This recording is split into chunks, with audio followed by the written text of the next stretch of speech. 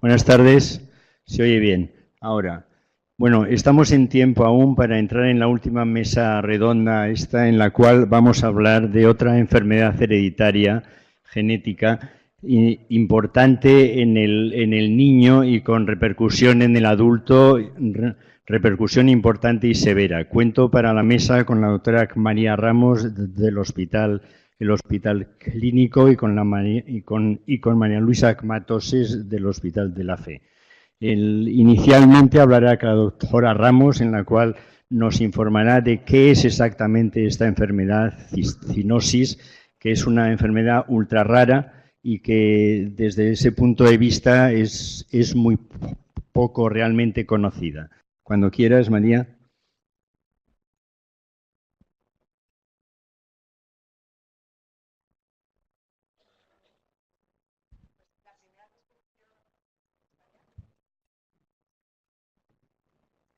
La primera descripción de cistinosis fue dada en 1903 por el doctor Albert Halden, porque evidenció cristales de cistina en hígado y en bazo en un lactante de 21 meses que había muerto por inanición. Pero hasta los años 50 no se le dio el nombre a la entidad. La cistinosis infantil es una enfermedad de depósito lisosomal, catalogada como ultra rara. Hay unos 2.000 pacientes en todo el mundo, 60 de ellos en España, 50% son adultos y un 50% aproximadamente están trasplantados. Como es una enfermedad de depósito lisosomal, afecta a todos los órganos, aunque el riñón es el primer órgano afecto, seguido por el ojo. Y requiere un diagnóstico precoz, con un tratamiento precoz, porque va a cambiar mucho la historia natural de la enfermedad. La cistinosis está causada por una mutación en el gen CNTS que codifica la cistinosina.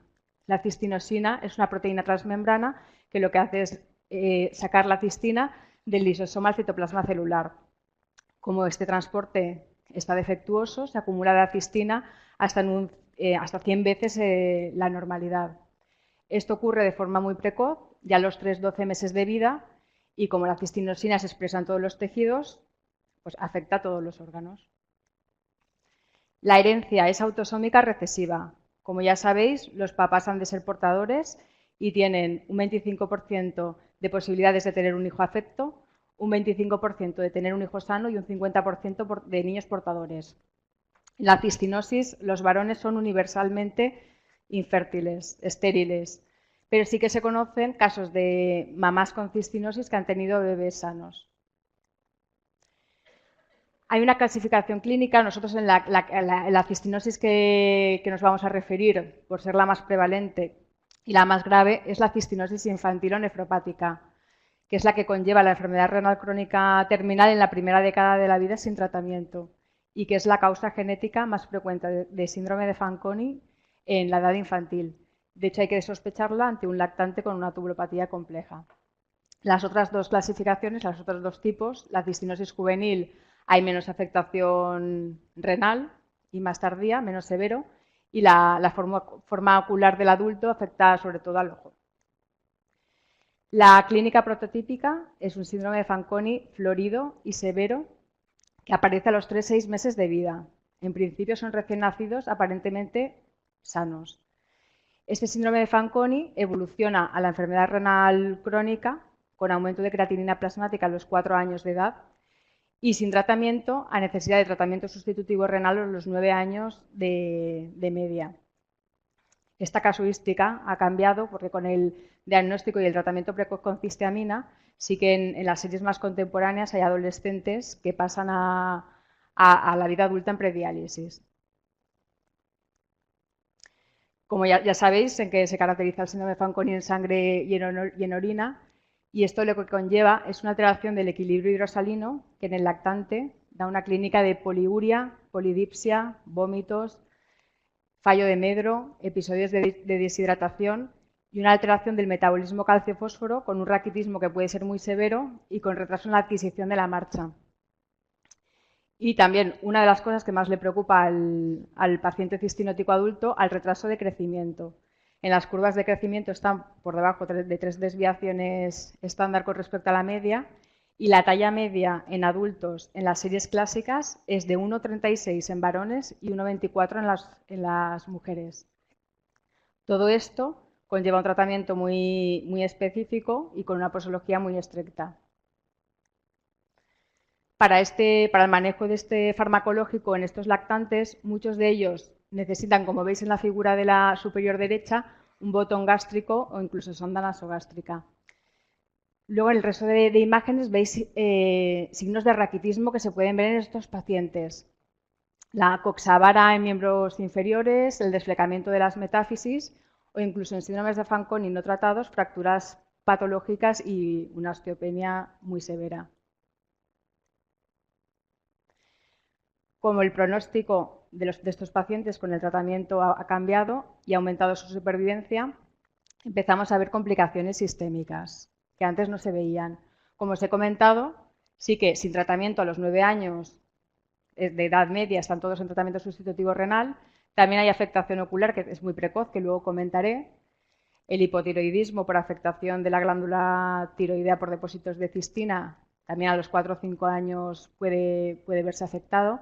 Pero es a partir de la segunda década de la vida donde aparecen otras complicaciones muy severas y que pueden conducir incluso a la muerte por afectación del sistema nervioso central o a nivel digestivo.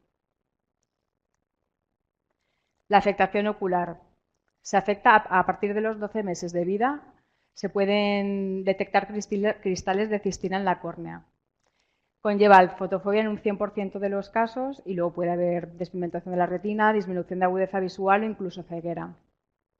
La cisteamina oral, que luego comentaré, que es el tratamiento de la cistinosis, no tiene efecto sobre la córnea porque, como sabéis, es avascular. Entonces, aparte de la cisteamina oral, estos niños necesitarán cisteamina tópica, niños y adultos. En cuanto a la clínica sistémica, estos pacientes tienen un fenotipo peculiar. La cistina también interfiere en la melanogénesis, entonces son pacientes rubitos y de tez blanca. La afectación ocular, como he comentado, se da en un 100% de los casos. La afectación endocrina es muy frecuente. Hay hipotiroidismo en un 75% de los casos que va a necesitar levotiroxina. Infertilidad en el 100% de los varones y diabetes se ve hasta en un 25%, sobre todo post-trasplante. La afectación digestiva. Podemos ver hepatomegalia y escleromegalias en un 40-50% de los casos. E hipertensión portal, que en algún caso hay descrito trasplante doble hepatorrenal por este motivo. La afectación neurológica también muy frecuente y causa de exitus porque hay hasta en un 50% de los casos una miopatía progresiva isquémica distal que provoca problemas restrictivos pulmonares y dificultades en la devolución. El diagnóstico de la cistinosis es clínico y de laboratorio. Se confirma con los niveles de cistina en leucocitos, que esto nos va a servir para el diagnóstico y también para el seguimiento de la enfermedad, y con la determinación de cristales en córnea y conjuntiva a partir de los 12 meses de edad. También disponemos del diagnóstico genético.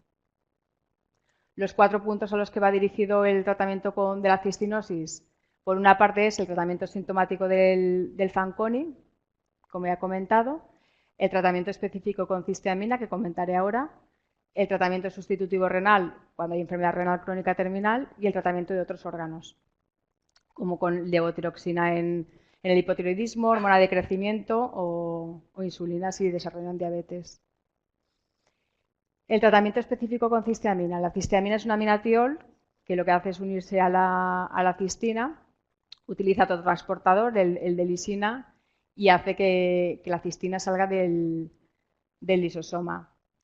Es muy eficaz, reduce los niveles de cistina hasta en un 95% de los casos. Esto hace que enlentezca el deterioro de función renal, también de las complicaciones sistémicas, pero no tiene efecto a nivel del síndrome de Fanconi. Un punto clave es que se tiene que empezar desde el momento del diagnóstico y de por vida. Y que para manejar la adherencia del tratamiento monitorizaremos los niveles de cistina. Disponemos en España de 2 fármacos, el Cistagón desde el 97, que es el bitartrato de cisteamina, y el Procisbi, que es la cisteamina de liberación retardada. La cisteamina clásica, el Cistagón, presenta muy mala adherencia por sus efectos secundarios, porque provoca náuseas, vómitos, dolor abdominal y además un olor corporal específico con halitosis, con lo cual los niños, sobre todo adolescentes, dejan de tomárselo por este motivo. Y además se tiene que administrar cada 6 horas de día y de noche. Y ahora ha surgido el Procisbi, que en principio son cápsulas gastroresistentes, se toleran mejor, son cada 12 horas y que podrían mejorar la adherencia de los pacientes y ser más eficaces al mejorar esa adherencia. Y no olvidar la cisteamina tópica oftálmica, que como ya he dicho que la corneza vascular necesitan una gota cada ojo cada 10, 12 veces al día, de día y de noche. O sea, imaginaros lo que supone esto. Y que ahora sí que hay un gel que mejora la posología. La mayoría de los niños no se lo ponen. Sea el fármaco que se elija, lo importante es empezar la cisteamina de forma precoz. Hay una revisión en el Kidney que compara los 3 grupos, pacientes que empiezan el tratamiento antes de los 5 años, pacientes que lo empiezan a partir de los 5 años o los que no empiezan tratamiento, y se ve que hay un enlentecimiento de la progresión de la enfermedad renal. Los que empiezan por debajo de los 5 años necesitan tratamiento sustitutivo renal mucho más tarde que los que no lo inician. Igual que en cuanto a la supervivencia, los pacientes que no toman la cisteamina fallecen antes, sobre todo por complicaciones sistémicas, que aquellos pacientes que inician el tratamiento antes de los 5 años. Doy paso a la doctora Matoses. Muchas gracias, doctora Ramos. Ahora la doctora Matoses nos explicará un poco y nos ilustrará con los casos que actualmente están en actividad en este momento en el hospital. Cuando quieras. Hola, buenas tardes. Yo os voy a explicar a través de 3 casos clínicos cómo nos encontramos los nefrólogos a estos pacientes. El primer caso es una mujer que actualmente tiene 16 años que presentó la secuencia que ha explicado la doctora Ramos. A los 12 meses consulta por estancamiento ponderostatural desde los 4 meses. Analíticamente presenta un síndrome de Fanconi con un filtrado glomerular normal en ese momento. Presentaba depósitos de cistina en la córnea y una cistina intraleucocitaria incrementada. Por lo tanto, a los 13 meses se diagnostica de cistinosis y empieza en ese momento el tratamiento sustitutivo del síndrome de Fanconi a través de una sonda nasogástrica y el tratamiento específico de la enfermedad con cisteamina oral y oftálmica. Como ha explicado la doctora Ramos, el tratamiento con cisteamina se valora a través de los niveles de cistina intraleucocitaria de forma periódica.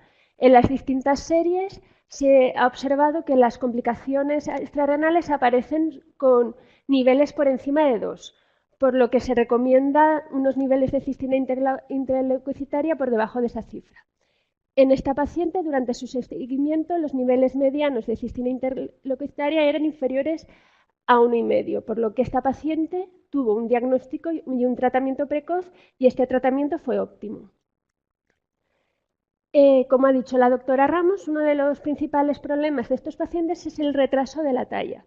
Si nos fijamos en la evolución de la talla de esta paciente, a pesar del tratamiento precoz, la paciente al final de su desarrollo ha presentado una talla baja final que apenas llega al 1,5 metros. Además, no recibió hormona de crecimiento. Como dato curioso, como esta niña se mantuvo con sonda nasogástrica hasta los 14 años de edad por el mal sabor que tiene la cisteamina. Pero al contrario, gracias al tratamiento y diagnóstico precoz, los primeros años tuvo una estabilidad del filtrado glomerular, aunque sí que es verdad que desde hace 3 o 4 años se ha producido un deterioro lento y progresivo del filtrado glomerular, estando a los 16 años con una enfermedad renal crónica estadio 2-3 y además no presenta ninguna manifestación extrarrenal asociada. El segundo caso es un varón que tiene actualmente 14 años que se diagnosticó del mismo modo que la paciente anterior. Presentó un síndrome de Fanconi, depósitos corneales de cistina y una cistina intraleucocitaria incrementada. pero con dos diferencias fundamentales. Fue erróneamente diagnosticado a los 3 años de enanismo hipofisario, recibiendo hormona de crecimiento, y el diagnóstico de cistinosis se realizó a los 5 años y medio. Por lo tanto, este diagnóstico tardío hizo que ya presentara desde el debut una enfermedad renal crónica estadio 3.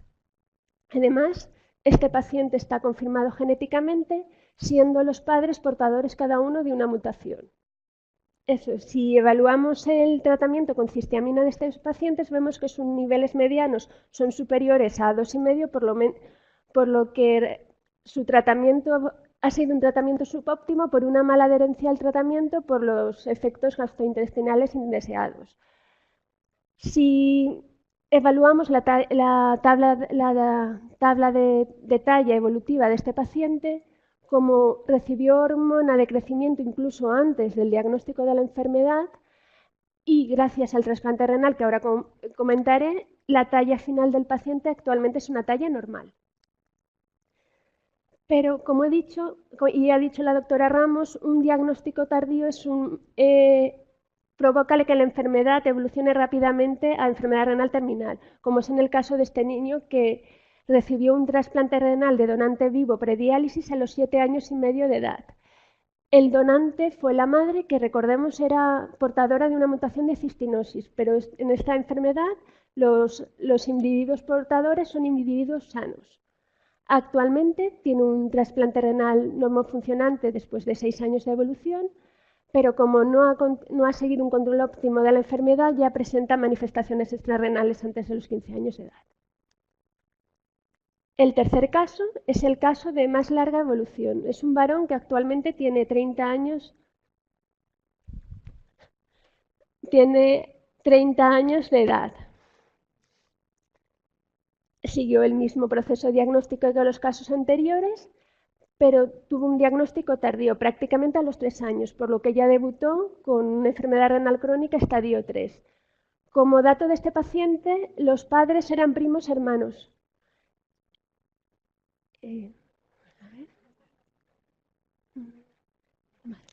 Los padres eran primos hermanos, y recordar que la consanguinidad es un factor de riesgo de aparición de enfermedades con herencia autosómica recesiva. Este caso se diagnosticó en el año 91, por lo que no recibió tratamiento con cistiamina hasta los 16 años de edad. Y si vemos los niveles, muestran una nula adherencia al tratamiento, igualmente por los efectos gastrointestinales. Este paciente, al igual que el caso 1, a los 30 años tiene una talla baja, no llega al 1,60 y tampoco recibió tratamiento con GH. Como hemos repetido, el diagnóstico fue tardío y no llevó tratamiento específico de la enfermedad en la edad infantil, evolucionó a enfermedad renal terminal a los 6 años y medio, empezando en ese momento hemodiálisis. Recibió un trasplante renal un año después de donante fallecido y la supervivencia del injerto fue de 15 años.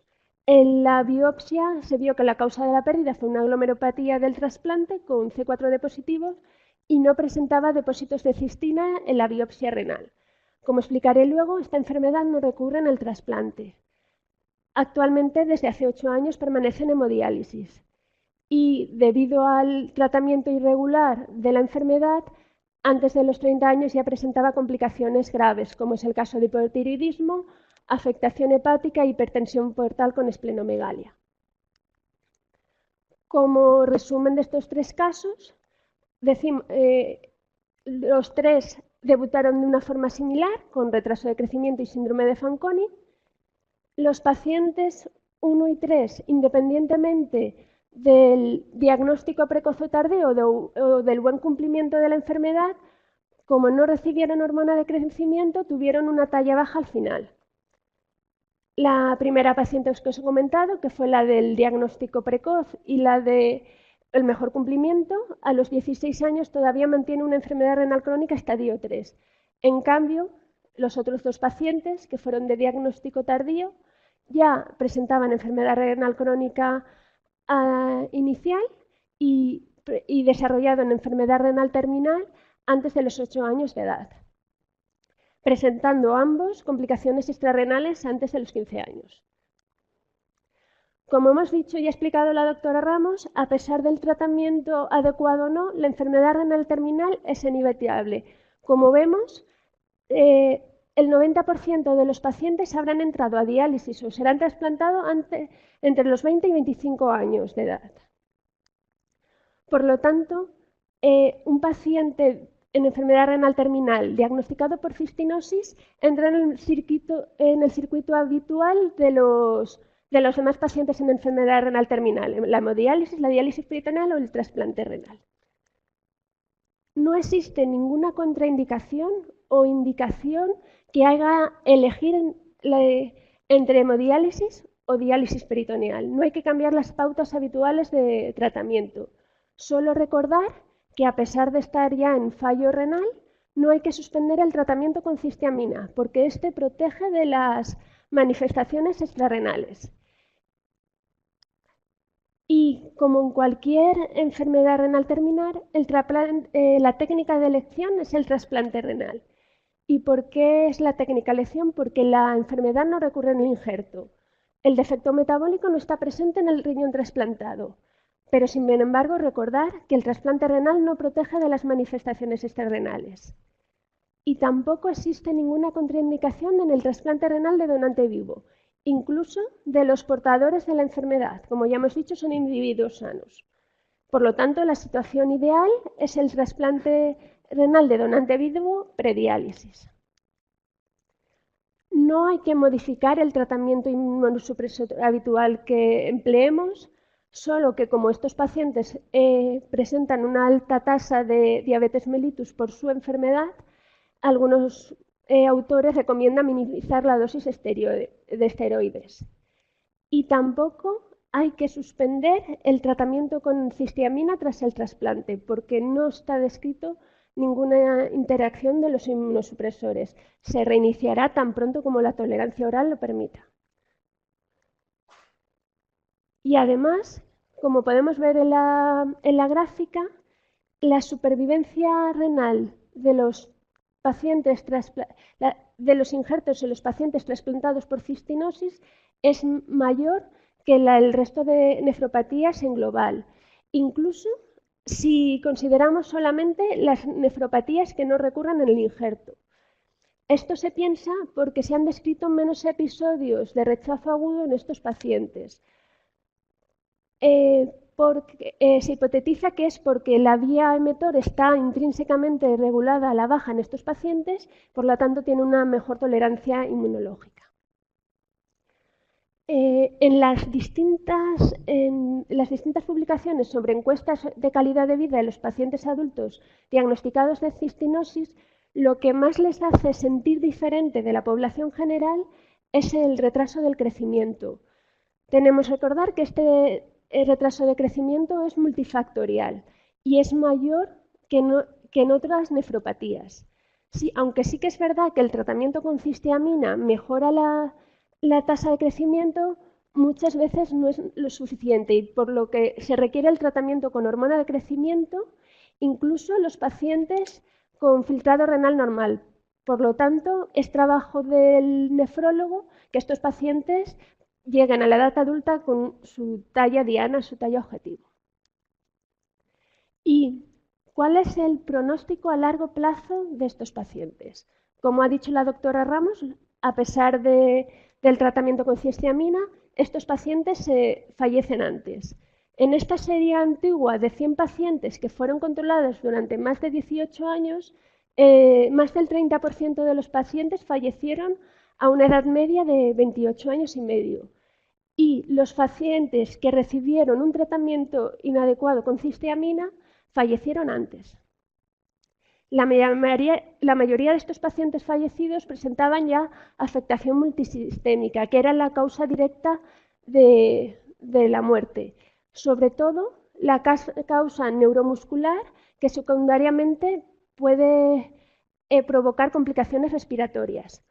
Por lo tanto, es muy importante que estos pacientes lleven de por vida el tratamiento con cistiamina, porque protege de la aparición de manifestaciones extrarrenales, incluso si se inicia de forma tardía, aunque las complicaciones que aparezcan no son reversibles ya en ese momento.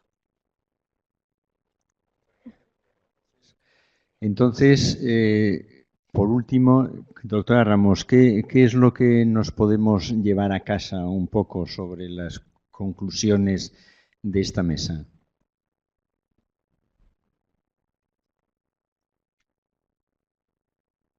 Bueno, como conclusiones finales, que la cistinosis es una enfermedad infantil y como ocurre con otras enfermedades raras, ha pasado del ámbito pediátrico a la medicina del adulto, que es una enfermedad grave, porque como habéis visto, conduce de forma irreversible a la enfermedad renal crónica terminal. Es una enfermedad sistémica. Hemos de buscar las complicaciones sistémicas en el adulto y además pueden aparecer nuevas complicaciones al aumentar la supervivencia de estos pacientes. Que el diagnóstico y el tratamiento precoz cambian la historia natural de la enfermedad y que el tratamiento consiste amina de mantenerse de por vida, independientemente de que el paciente se dialice o se trasplante, para prevenir todas las complicaciones en otros órganos. Y que el trasplante renal de donante vivo es el tratamiento de elección, como ocurre con otras enfermedades, en la enfermedad renal crónica terminal. No recurre en el injerto y se puede hacer sin problemas. Y por otra parte, poner énfasis a las unidades de transición, con una colaboración entre el equipo pediátrico y del adulto, para mejorar la calidad de vida de estos pacientes y reducir el impacto de estas enfermedades raras. Gracias.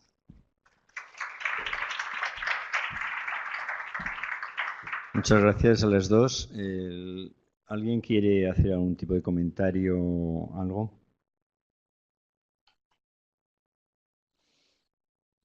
Yo sí que quería decir que realmente, aunque en lo que se ha dicho aquí se ha presentado únicamente tres casos activos actualmente, yo que ya llevo mucho tiempo en esto, en el negocio este, realmente recuerdo a otros enfermos que en este momento sé que están en diálisis en centros de salud, perdón, en los centros de diálisis actualmente con unas edades entre 40 y 50 años. Es decir, que la cistinosis existe, es una enfermedad rara, ultra rara, pero es grave, existe y repercute en el niño y en el adulto después.